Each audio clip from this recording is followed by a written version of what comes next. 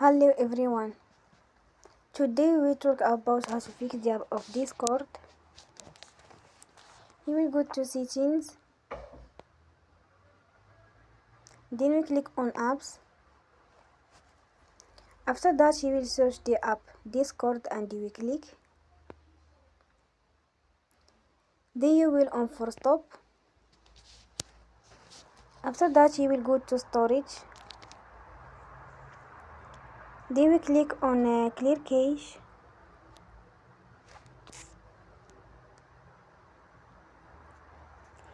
You will go to Play Store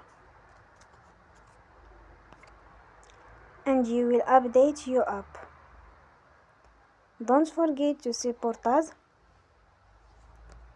by like and subscribe. See you next time and thank you for attention.